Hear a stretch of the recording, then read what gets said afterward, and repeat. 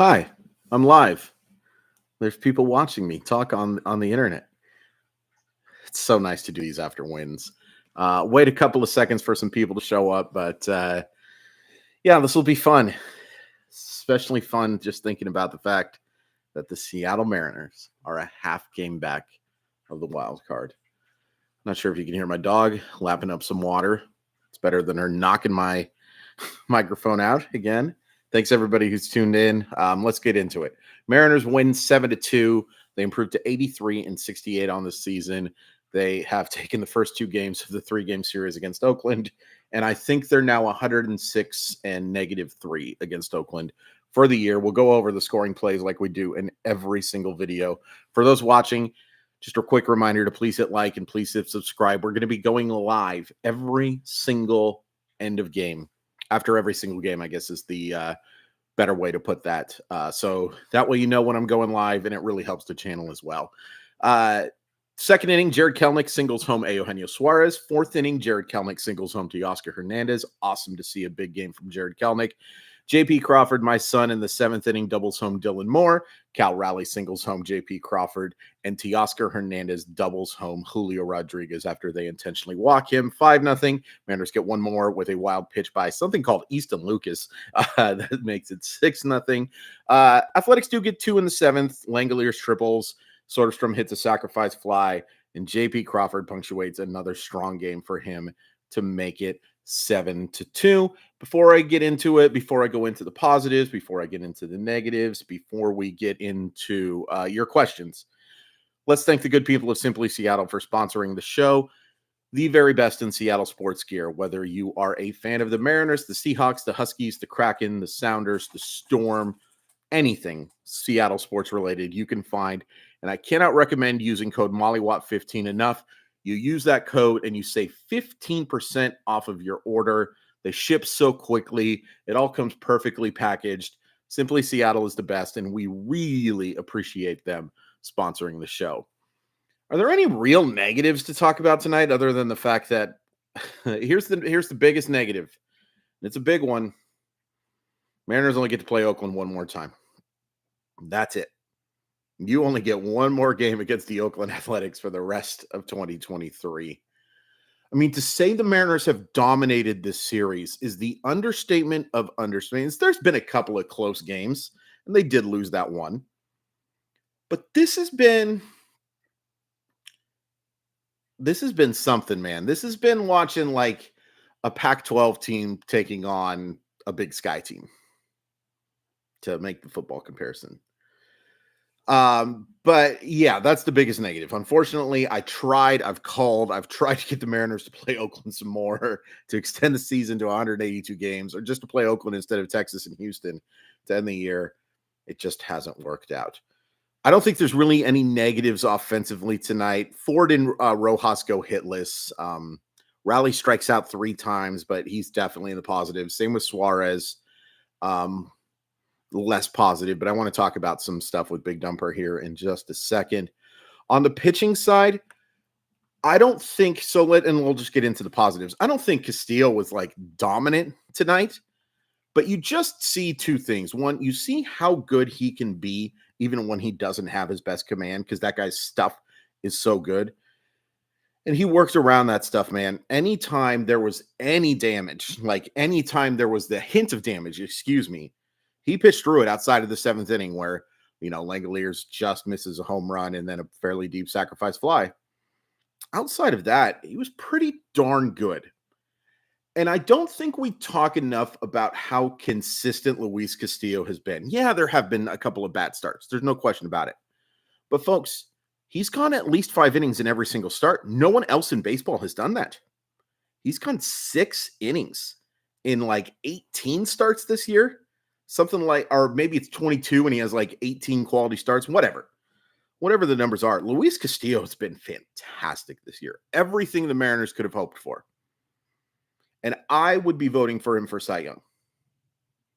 As Brian puts it, he just gets the job done. Even when he doesn't have, and look, 8 strikeouts in 7 innings, and he's only the 6th right-hander ever to strike out 200 batters for a Seattle Mariner. That's pretty impressive. He would be my vote for Cy Young. Garrett Cole's going to win, but he would be my vote. Flying out to 5 a.m. to see my grandma tomorrow from SeaTac. Wish me luck. Should I try and sleep or just stay up all night? It's a great question. Can you sleep on planes? If you can sleep on planes, stay up all night and get some real nice rest. I think airplane rest is underrated rest. And then let's get into the positives for the offense. Sorry, I got distracted by it. I like talking to you guys. You can't hold that against me. 4-reach day for Teoscar. Awesome. JP Crawford, gets the double in the homer. Nice to see him break out of a little bit of a scuffle. Over these last 2 games, he's been terrific. But he was kind of scuffling a little bit at the start of September. Jared Kelenic. Those 2 RBIs were huge. Because Paul Blackburn, I think, actually pitched pretty well. The Mariners did a nice job of making him work deep so that he could only go 5 innings. But I thought those 5 innings were pretty good. And he's easily the best starting pitcher, I think, for the Oakland Athletics. Not the most talented, but I think he's the one that's like, all right, we're going to have to put it together a decent offensive game today. Because, there's those other starters, you just kind of don't know what you're going to get. All due respect to Waldichuk and Sears and Mason Miller, who's extremely talented, easily the most talented pitcher on that roster. But I thought they had a nice little game plan. He only walked 1 guy, but boy, they fouled off a lot of pitches. Boy, did they ever foul off a lot of pitches. Yeah, there was some chase today. There's no doubt about that. But they fouled off a lot of pitches too. They probably could have had a few more walks today. But I thought the offensive game plan today was pretty solid. And then it kind of came together when you get 4 runs off of something. Again, Easton Lucas and Devin Sweet, former Mariner legend, Devin Sweet. The other thing I wanted to talk about was, Cal just has the 1 hit, and he does drive in the run, and he has 3 strikeouts. Those 2 throws, they were huge. It was so big. Kelenic and Raleigh were massive today in the early innings. Massive. To get those 2 quality throws, to get those batters. And ton of credit to JP Crawford for a very quick take, and an even more ton of credit to Josh Rojas for that leaping tag, man. That was phenomenal. But you see the arm strength with Big Dumper. The fact you get that ball there so quickly allows them to make those plays. We need to love him, man. We just need to love Big Dumper as much as we possibly can. We need to give Luis Torrens a Supermax. I'm guessing you mean Supermax ASAP. Yeah, sure. Another poor game from Ty France. He does get the hit and a walk, but that hit was, I think, -6 miles per hour exit velocity. It's tough to give too much credit. I got a lot of crap on Twitter because I said some not so nice things to Ty France. And I'm not denying how good Ty France was in 2020 and 2021 and half of the season of 2022. I'm not. I'm not going to take any accomplishments away from him. And I'm not saying he's worthless. I'm not saying that he's like the worst player in baseball or anything like that. He's just not good enough to be a starting first baseman on a Major League Baseball team that should be competing for a World Series. He should be competing for the World. They should be competing for the World Series, and he's not good enough. He is a really nice backup infielder to have against left-handers. But he's just not good enough to be that starting first baseman. To answer your question, no, I don't think he's on the roster next year. Yeah, hey, that's as fast as I've seen him run in a while. That is certainly true. Like he was hustling. He was running like a guy who knew that he was going through some struggles, that he needed that hit. The thing about France, and my buddy Chad pointed it out last night, is that's a very expensive bench option for the Seattle Mariners. And they have not shown in the past a willingness to spend that type of guy. Who is the next guy you were looking for the Mariners to extend? Kirby, Gilbert, Cal, other than Luis Torrens? And well, obviously Luis Torrens. After you give him 30 years, $900 million, the next guy I think you're probably looking to extend is Kirby. Now, the guy you're actually looking to extend is Cal. That's not going to happen. I've talked to a lot of folks, and I hope this becomes a freezing cold take. It's going to be really hard to extend Cal Raleigh. It's going to be really hard. Now, I'd try, and there's no salary cap in baseball. There's every reason to try and get Cal Raleigh signed. It may be a impossibility. I want Kirby and Gilbert signed to long-term deals. I go with Kirby just because I think he has the higher floor. So that would be the next guy I get signed. You're not going nuts, but you're certainly looking to sign him to an extension because he's going to be really pricey. He's going to be really pricey. Yeah. And I totally agree, Pat. Like, you want Cal Raleigh to be that next guy, but because of his agent and because of the scenario that's going on around him and because catcher is such a hard position to get, like Brian points out, he's a Boris guy. And the Boris people, it's not Cal Raleigh. It is not even, I don't blame Scott Boras for doing this. These are billionaires. I don't feel bad for the billionaires who have to pay baseball players good money. But it's going to be it's really hard to extend Scott Boras players. It's very, very, very difficult. Do I think Harry Ford will be on a major league roster at any point next year? Yes. Do I guarantee it's the Seattle Mariners? Nope. But I do think Harry Ford will be playing in the majors at some point next year. What do I see in Kenzo's swing that needs to be tweaked? Seems like he gets out in front and rolls over consistently. Yeah. Good plate coverage and an athletic swing, but don't like his weight transfer unload. I'll have to take a look at the weight transfer thing. Does have good plate coverage, can get to everything. I don't really see a lot wrong swing-wise. There's some issues, I think, with timing against right-handed pitching, which is a little weird. I actually like him better against lefties. I think he stays in better. But I think against right-handers, he can get a little out in front of him. And that's not an uncommon thing at all. And baseball's hard. People have to make adjustments. But Kenzone's going to have to make some adjustments. And here's the thing that scares me. I don't know if the Mariners are the team that is good at that right now in terms of their major league coaching staff. I don't know if that's their strength. There are so many hitters that just seem to when it goes bad, it goes bad. Let's see. Anybody else got some questions here? Anything else I really wanted to talk about in this game? Hopefully I talked enough about how big that was for Kelnick to get those 2 RBIs, to get the Mariners off to that 2-0 lead, to get those couple of runs. I swear to goodness, Lola, if you get stuck in the microphone again, you might have to go into an institution. You stay away. For those who missed it, I did a live stream opening cards yesterday, and this wonderfully stupid dog literally got stuck in the microphone cord. Not like kind of stuck in the microphone cord, like stuck in the cord like it was a fly stuck in a spider web. Just real stupid. You're 13 years old, Lola. You should know better. I love her so much, though. But yeah, big game from him. Nice to see Teoscar with a bounce back game. He did not look great yesterday. So that was nice to see. Bullpen, Bizzardo did his job. Brash should have had a strikeout. Oh my gosh. The umpiring today. First of all, we got to go with the both ways, right? We have to talk about it like, there are other teams. We're rooting for the Mariners, but Julio absolutely swung.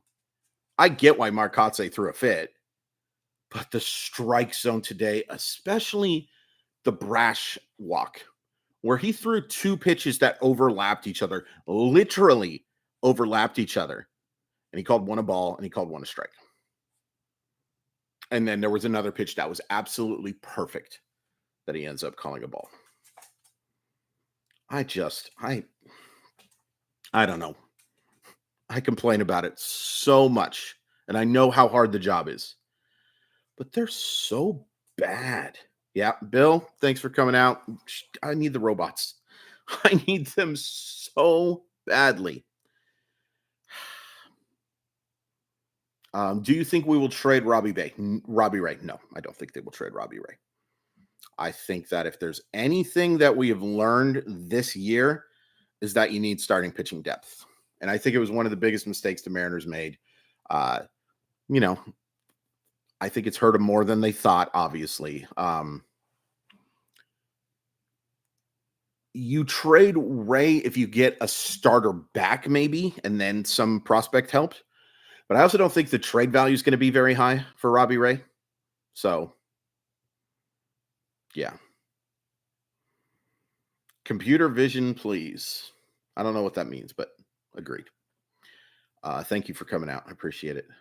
Great win, go M's. Absolutely. Meet a master. Thank you so much for coming out, everybody. Two guys we should go after next year, Cody Bellinger and Blake Snell. I'll tell you this. Blake Snell would love to be a Seattle Mariner. Blake Snell would love to be a Seattle Mariner. Now, that doesn't mean he's taking like a huge hometown discount or anything like that. But I'd be all for it if you can get him done. If you can get a 3 or 4 year deal for Blake Snell, heck yeah. Knowing what the Mariners have done with profiles like Snell in terms of pitching, yeah, go do it. Go get it done. You know, I like Bryce Miller. I like Brian Wu.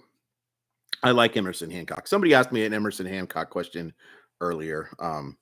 Oh, yeah, Reflect the Sun. Yeah, the strike zone computer vision robots, as you suggested. Yep, that's my bad. I just didn't put 2 and 2 together there. I like those guys, though. They're just not Blake Snell. They are not Blake Snell. Go get Blake Snell if you can go get him. And I have heard from multiple people that Blake Snell would love to be a Seattle Mariner. Doesn't mean it's going to happen. Doesn't mean it's a lock, of course. But I do know that he would like that to happen. Yeah, Bill, the O's are really good. They can flat out hit. And good for the fans of Baltimore because they've put up with a lot of crap. They have a horrible ownership group. They have been through a rebuild nightmare. And yeah, they're good. They're a good fan base. They're a good fan base. And The Wire's a really good television show. Lola, I see you checking out that screen. Oh, there you go. Lay down right in front of it. That'll work. Do you see us trading Hancock Wu eventually in the offseason or deadline? I would be not surprised at all if one of those two got dealt. Wu, obviously, much more value because of the fact that he has pitched so well at the highest level and I think has better stuff and better command, to be honest. That's different. But that's not what I expected. I mean, but that's the way it is. Snell and Ohtani, hey, I'm all for it. What's the worst that can happen? So we haven't talked about it yet, but the Mariners did get a little bit of help and then some not help. Baltimore wins that game. Got a little scary at the end. Anytime I see Yordan Alvarez batting in the 9th inning, I get a little nervous. And unfortunately, Boston fell apart. And the Yankees just stunk out loud tonight. So they don't get help with the Blue Jays and they don't get help with the Rangers, but the Seattle Mariners are a half game back of the American League West. A half game back. Folks, if the Seattle Mariners win tomorrow and the Baltimore Orioles finish off a sweep, you're talking about the Seattle Mariners being at least tied for first place in the American League West, and it's September 19th. That's got to make you feel a little good, doesn't it? I didn't see this coming. And I got to be honest with you, the more I'm thinking about it, I think their path might be winning the West more than the wild card. Just because of the teams they're playing ahead of them. I think that might be the more realistic path. Especially if you're only a game back with that 3-game series against the Astros. Especially if you're that half game back or 1 game back or tied or whatever. Having that, having those games at home and having that tiebreaker with them, it's huge. By the way, I haven't really looked this up because I didn't think about it, and that's my bad. What's the three-way tiebreaker here? Let's say Seattle, Texas, and Houston all end up tied. What the heck happens then? I don't know what the second tiebreaker is, or for the first tiebreaker is for 3 games. It goes in division record. Okay. I think the Mariners might have that because they have it would be 1 Texas, 2 Mariners, 3 Houston. Okay. Well, I'm getting conflicting information here, which is fine. But most people are saying Rangers first, Mariners second, Astros third. Interesting. Bayo Gray in Texas and Bradish Javier tomorrow in Houston. Christian Javier has been terrible lately. The O should score a lot of runs. Hopefully this isn't Javier getting healthy at the right time. Wow, 45 of you in here right now. I appreciate that so much. Of course, it goes down to 42 as soon as I say that. I don't blame you. I'm going to say it again. If you haven't yet, just hit that thumbs up button. It helps so much, man. It helps the algorithm. It makes the channel look good. It just really helps. I really appreciate everybody who's coming in. So yeah. And so tomorrow it's Kirby. I don't believe the Athletics have announced a starter for tomorrow. Does it really matter? You should be scoring a bunch of runs against whoever they put out there. I truly don't know if I've seen a worse baseball team than that Oakland A's team. And I know that they actually are competing for that worst record. Like, give me the Kansas City Royals roster every time. Oh, that's right. It's Joey Estes going tomorrow. That'll be interesting. That is appreciating. Bill, I thank you. Thank you so much for always commenting, always watching these videos. This is awesome. Favorite Mariners recap channel. I appreciate that a lot. I appreciate that an awful lot. Honestly, there are some AAA rosters that could compete. Not over a full season, but over a head-to-head game. I looked it up. It would not be Rangers if a 3-way tie. It goes head-to-head first, then interdivision, and lastly, AL record. And if it's interdivision, Seattle, I think they got this. Because they're like 27-13 or 28-13 or something like that against the AL West. I don't think it's going to come to that because there's so many head-to-head games. I imagine that there's not going to be a 3-way tie. But be kind of fun. And by the way, you guys can just leave me a simple yes or no on this, but doesn't it suck that we don't have game 163 anymore? Like, I get the added postseason baseball. I think game 163 is the best thing and one of the best things in baseball. I love tiebreaker games, man. I remember how excited I was to get home and just zoom into my room to make sure I could watch like the wild card game or the teams playing for the AL West or whatever, man. Man, game 163 is just the best. I hope they bring that back. And I understand why it's gone. It's because there's more playoff teams and because you want to get the postseason started as soon as possible. But at the expense of game 163, I think is a mistake. I think it's a mistake. Yeah, just win the rest of the games and everything should work out pretty well. Honestly, that's just what the Mariners should do. Just go win them all. Oh, man, I don't know if I can handle this. I really don't.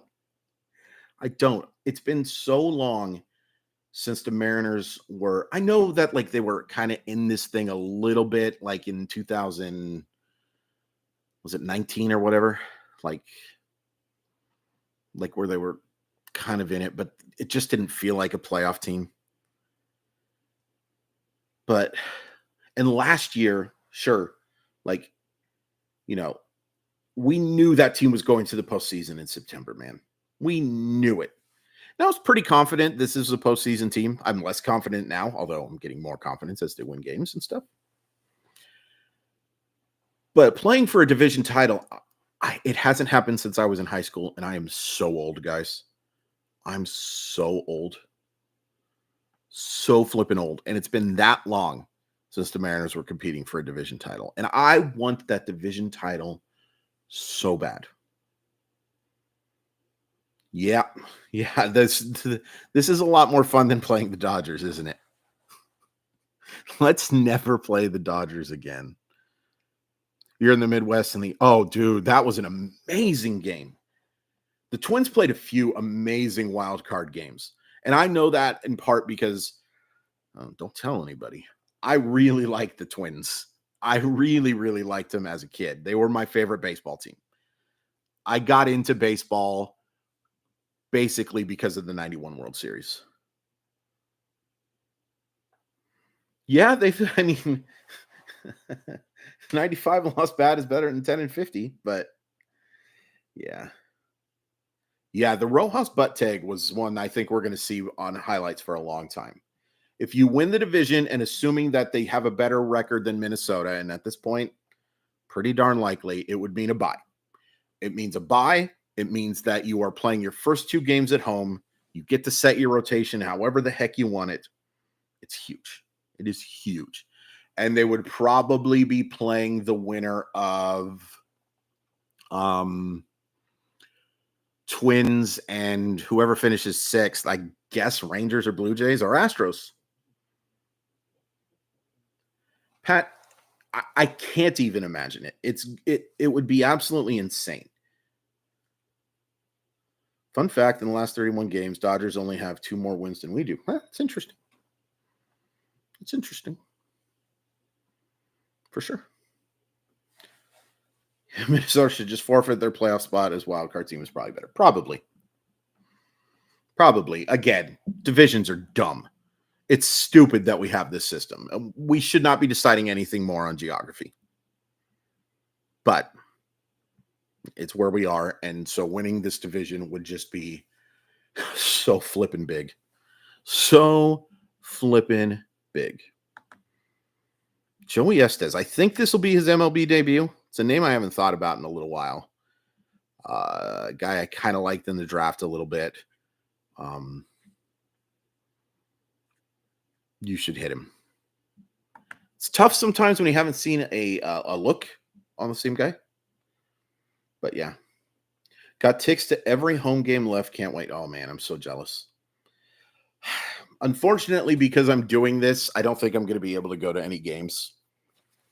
But it's a fair trade-off. By the way, I do have a bit of a conundrum. I really want to go live for these playoff games, but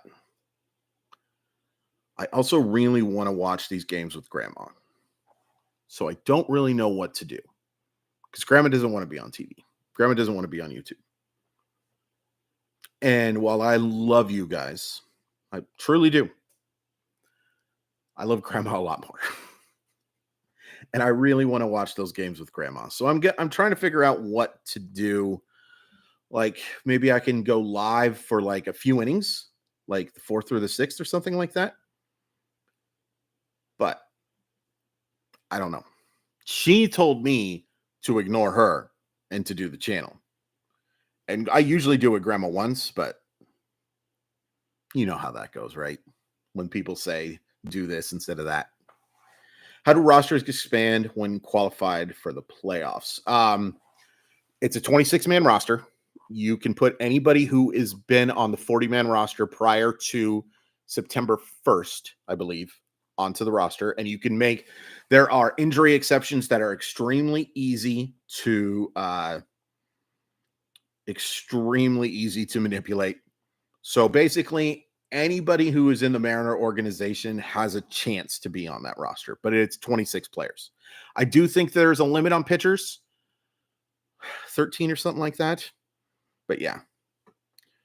My buddy invited me to the game next week against Houston. For the sake of the Mariners, I declined mainly because the M's haven't won a game I've been at since the stadium reopened.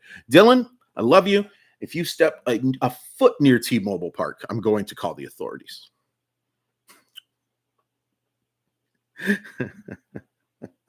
I'm mostly joking, but don't you dare. Don't you dare. Are you guys, most of you, I imagine, are planning, if you are in the Seattle area, to come to those games? And postseason baseball, man, it's the best. I got to sit in a suite for game 3, and that was a lot of fun because it was basically going to 3 baseball games. I know it only lasted for 2, but it felt like 3. That part was fun. Everything else sucked. But postseason baseball, you cannot beat the intensity of it. And that's why I want them to get back here so bad. You can talk about the long-term planning. You can talk about how things look super bright for the future, but there's nothing better than postseason baseball. Nothing. Do you think we go 4-man rotation for the rest of the season? Start Castillo last game in Texas or first game against Houston?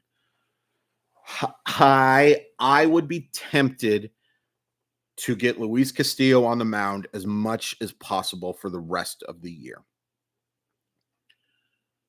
I think some of this might be determined by how the first couple of games go. You know what I mean? Like, if you lose the first 2 games of that series, and I think it is Wu that's scheduled to go Sunday, right? Let's just say for S&Gs it is. You really want Brian Wu to be the guy who determines whether or not you're going to get swept. And I know Brian Wu has been fantastic against these last 2 starts, but he has faced AAA lineups. AAA lineups. So I'm curious what you guys would do. Would you want Luis Castillo starting, knowing that you do have a chance to reset the rotation a little bit with your very last off day of the season? What would you guys do? I don't think there's a right or wrong answer, because you definitely want Castillo pitching against both those teams, right? Like, they're such big games. They're such massive baseball games.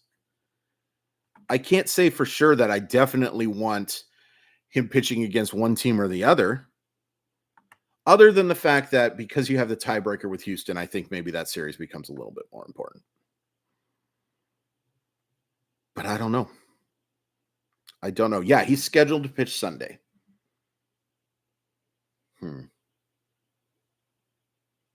I don't know. I don't know. You know what? I'd probably leave him on. I'd probably just leave him on rotation. But it ain't easy. Speaking of AAA, what are the timelines for Bliss and Locklear? Bliss should be ready to go start of next season. Locklear, I think, is more of a late 2024, maybe early 2025 play. I'm not going to lie to you. I'm not the biggest fan of Locklear. I don't think he stinks by any stretch of the imagination.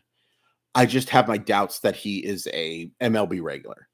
I'm a huge fan of Ryan Bliss, and I know he's gone through some struggles in AAA, but I love that hit tool. I love the defense. I love that he's starting to swing the stick a heck of a lot better in AAA and has made some adjustments. Some of the struggles in AAA are it's hard to hit 350 forever. But I think you could see both. I'd be very surprised if Ryan Bliss isn't your everyday second baseman for your Seattle Mariners, assuming they don't add another player, or assuming JP Crawford doesn't make the move to second base next year, which is what I would do. But that's probably not going to happen. All 4 teams in the AL wildcard 2, wildcard 3 mix are more likely than not to make the playoffs, which makes no sense, even though the probabilities math checks out. It's a nightmare, Matthew. Like, I keep looking at it and I think, well, this team's going to make it, this team's going to make it, this team's going to make it, and this team's going to make it. And then I realize there's 7 teams, and then I go cry in a corner. Because I simply do not know how the heck this is all going to work. I just don't know. If there was any year at all to expand the postseason to like 7 or 8 teams in the American League, it would be it. The National League, I think you're pretty good with just 2, maybe 3. But the American League, man, It's either going to be totally awesome or devastating as the Seattle Mariner logo of ever. That's it. Either something really good's going to happen or something really devastating is going to be happening, and I'm not prepared for either one.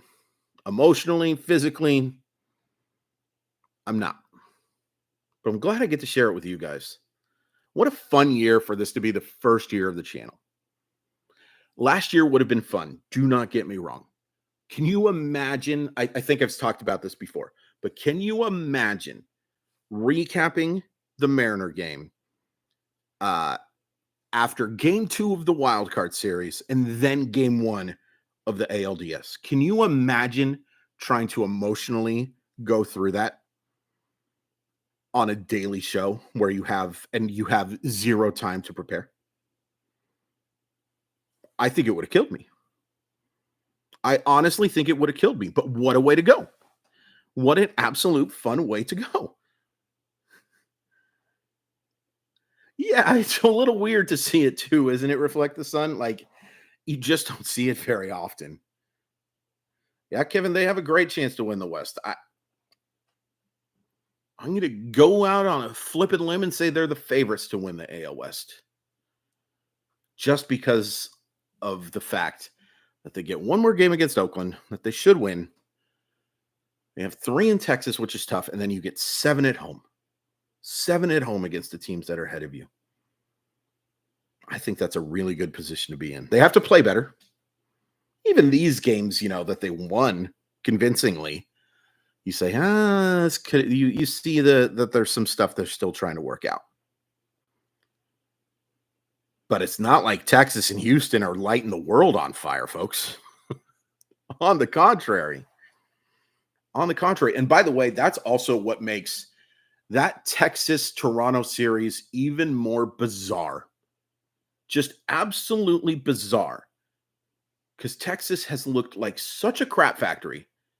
And then they go and sweep Toronto in Toronto. What in the absolute heck is this 2023 season? I don't know. I really don't know. Who would you rather have miss playoffs, Texas or Toronto? So this is a good question, Kevin, because there's 2 ways to look at this.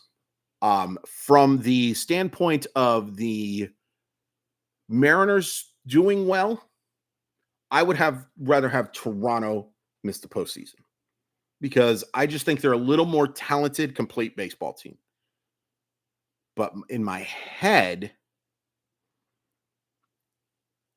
maybe I did this wrong, but I would really like to see Texas make the postseason because of the fact. So it's actually both in my head and in my heart. I want Texas rewarded for trying. I want Texas to be rewarded for going out and spending money against major league players.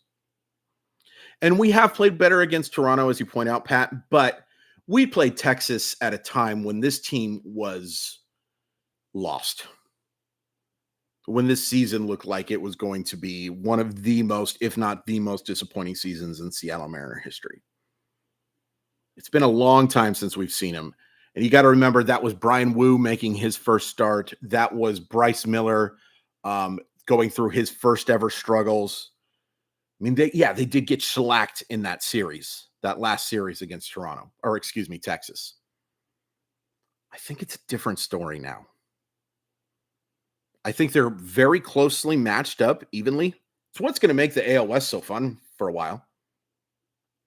Can you imagine the Canadian invasion if Blue Jays make playoffs and face us? Yeah. Yeah, that's going to be an interesting one.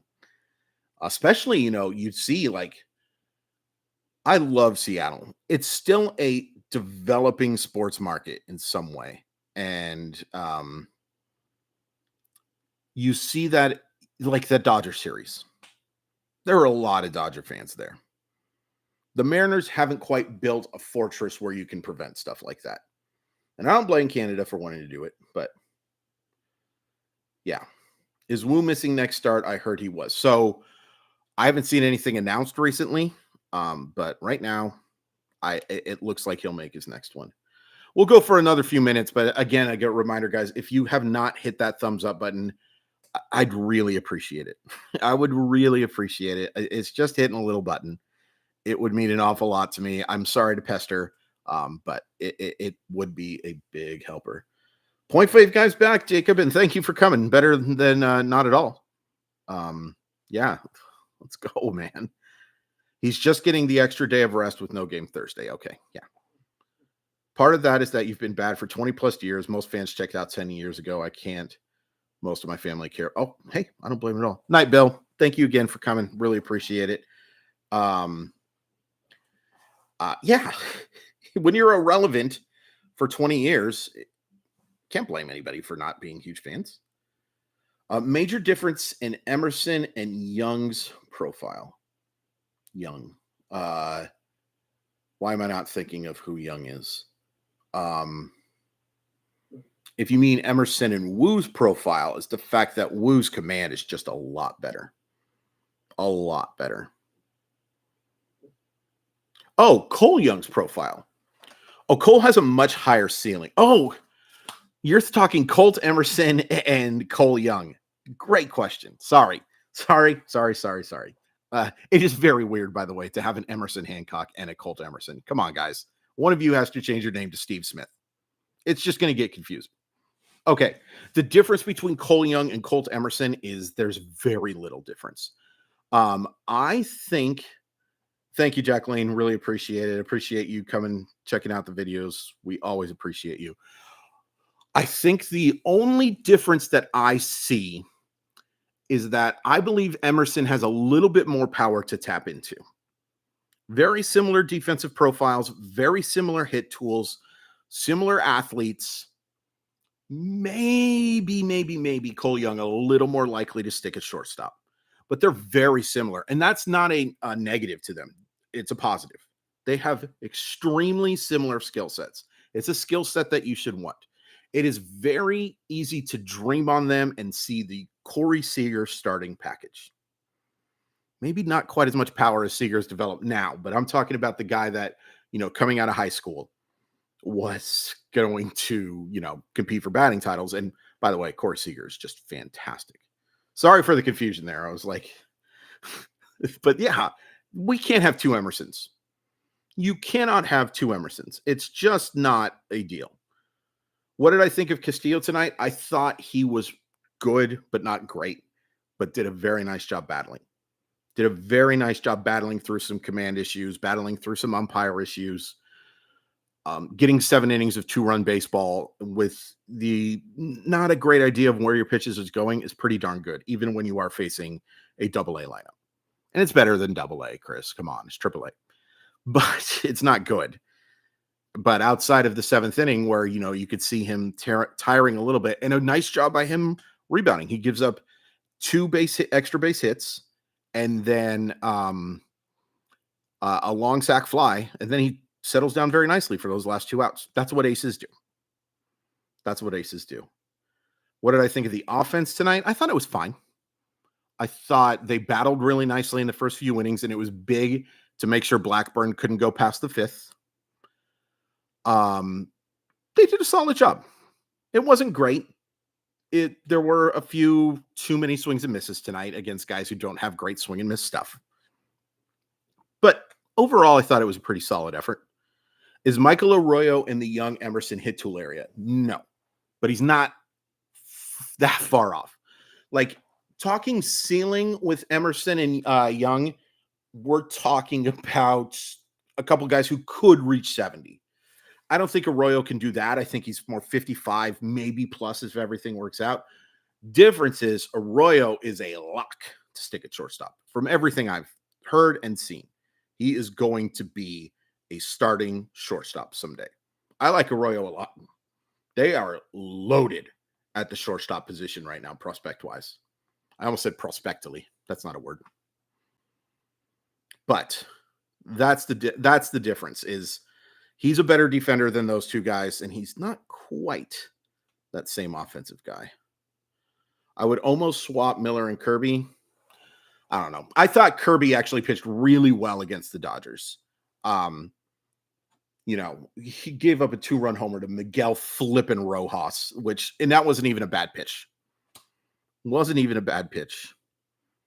I thought he pitched really well in that game against the Dodgers, and I think he'll pitch really well tonight. However, if he does struggle, maybe you consider it. You're certainly not benching him right now, I think, but if he has a couple of stinkers, it's worth pointing out Kirby was so good in his rookie year, and he's been so good for most of this year too. I think everybody remembers the comments and all that stuff, but it is worth pointing out he kind of scuffled at the end of last year too. And so much so that I was like, you probably can't start him. Oh, Kirby against Texas. Yeah, I see what you're saying, Pat. But a lot of people, are not all in on the George Kirby hype train right now. But it is interesting that this has been a couple of years in a row where he's had a little bit of issues. And I think some of that has to do with setting career high in innings by a lot these last couple of years. Yeah, the Cal throws. I talked about it earlier, Jacob. If you cared about me and came earlier, you would have known. I'm just kidding. Those throws were phenomenal. And what was awesome about him too was that Castillo gave him a chance. He gave him a chance. You just got to give Big Dumper a shot, and he can throw those guys out. The Mariners have done such a horrific job of holding runners for most of the year. But Castillo, he's pretty quick to the plate normally. And he was very quick to the plate with those, gave him the chance, makes the nice couple of throws. And again, credit to Rojas for the butt tag and credit for Crawford for a nice quick tag as well. And a nice job of staying in front of that baseball. He's just awesome. And yeah, the Nuts, I really wish I could have gone down to Modesto this year and watched that team, especially to see Lazaro Montes, who I don't think enough people are talking about him. His offensive upside is just unreal. Unflippin' real. He has the most offensive upside of any Mariner prospect. And I think he's in my top 4 right now. My top 4 would be a lot different than a lot of people's, though. It would be, and this is a little benefit to everybody who's stuck around tonight, my top 4 Seattle Mariner prospects. Cole Young, Colt Emerson, Ryan Bliss, Lazaro Montes. That's my top 4. That is not the consensus. Random, where would you rank Goldsmith Blowers duo among MLB prospect? I just had a stroke on the screen. That was fun. Where would you rank Goldsmith Blowers duo among MLB broadcasts? High. And I'm not okay. I think a lot of you know my thoughts on Dave Sims. Love the person, not a big fan of the announcer. Love the person. Dave, if you're watching this, I think you are a amazing human being. Just as good of a human being in the world. And to answer your question real quick, Drew, Florida would be 5th. And that's not an insult. It's just how much I like those 4. I am not a huge Dave Sims fan in terms of broadcasting. Love the dude. Not a huge fan of listening to him as a baseball broadcaster. I think Aaron Goldsmith is one of the 5 best going today. And you just hear the chemistry that those two have during this game. Yeah, I disagree, Jack. And that's the thing. All of this is subjective. It just kind of depends. I think Goldsmith does such a good job of setting time and place and also giving you a conversation, even when a game's not interesting, and making you invested in the broadcast. That's my personal take. I'll, to each their own. A lot of people really like Dave Sims, and I think Dave Sims has had some tremendous calls. Tremendous. But there's a lot of mistakes that are made. And there may not be a worse broadcaster to have on in the background than Dave Sims. Because if I'm just doing this typing and I'll hear all of a sudden swung on and belted or the giddy up baby, and I'll see a ball and get excited to look up, and the ball doesn't even make the flipping warning track. It just happens too much. It happens too much, and I think there are some nonsense. There was also a personal thing that happened between us where he got very mad at me because I pointed out that comparing Carlos Peguero and Willie Stargell was probably a bad idea. I can show you the tweet if you want. And that's always kind of stuck in my craw a little bit. Claimed I had an earwax problem, but yeah. I think, to answer your question, I really like the Blowers and Goldsmith combination because I think their chemistry is unparalleled among Mariner announcers. And there's some bad announcers out there, folks. Oh, there are some games that are just unlistenable. But yeah, they make me laugh a lot. But there's no question about it. Dave Sims' experience and his flair for the dramatic is among the best in baseball. I get a little annoyed at the hey now sometimes, but the hey now that he had on a couple of calls last year still gives me goosebumps. Still absolutely gives me goosebumps. Anything else out here? I think Ryan Roland Smith does a nice job too. I think he breaks down pitching really well and is kind of an up and comer in this. You know, he's still new. I like listening to him a lot more than Dan Wilson. But I really like Dan Wilson.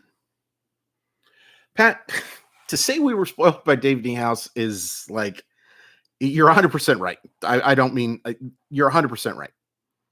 We were so spoiled with Dave. And we were spoiled. I grew up in a time where I got to listen to Dave Niehaus call Seattle Mariner games and Kevin Calabro got to call Seattle Supersonic games. Can't beat it. Cannot beat it. That's as good of a baseball and basketball announcing combination. And I had Bob Rondo doing Washington Husky games. Come on. Like that's elite, folks. That's not even Homer biasm, Homer, whatever you want to call it. Like Bob Rondo was as good as it gets. Dave Niehaus is one of the most underrated Mariner broadcasters of all time. It's why I called my channel My Oh Why, is because it's a play on My Oh My. And, you know, sometimes bad things happen. So I want to call it My Oh Why. And then Kevin Calabro is the voice of a generation.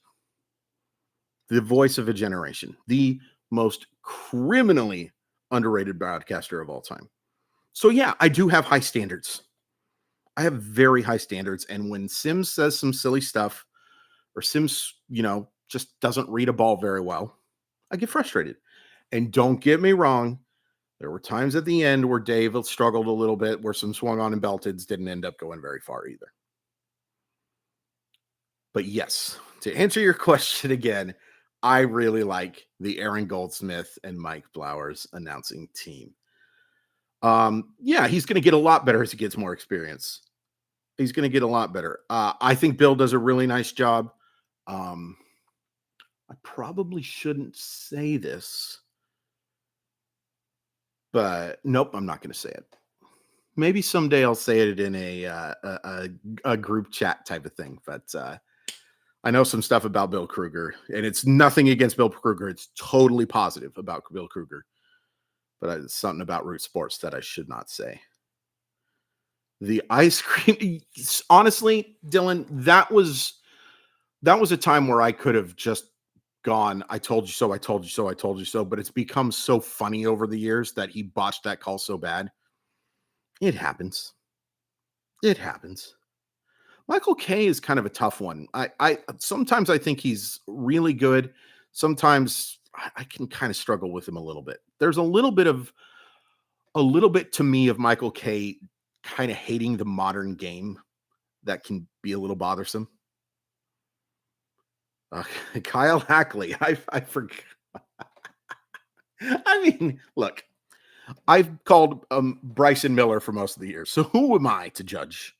Who am I to judge anyone on a name, right? Oh boy, oh boy, oh boy. Well, I think that's going to do it for us. We went an hour for this one, and a lot of you stuck around for it. Man, that's so cool. That's so cool that enough of you cared to listen to me talk for an hour. You guys are the best, man. You guys are the best. And yeah. Yeah, and yeah, you're 100% right, man. There were times where Dave was a very funny guy from everything I've heard too, that he was yeah.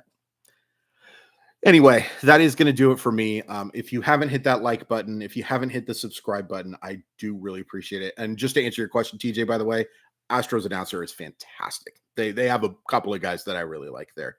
I got distracted again. Big surprise. Go Mariners indeed. Hopefully, we're talking about a sweep tomorrow. I will go live pretty much right after that game ends, assuming that it doesn't end too quickly. I'm watching my nieces until 4. So we might do something at like 4:30 instead. But I will do my very best to go live as soon as possible. Thanks so much for tuning in. Really appreciate your support, and we'll see you next time.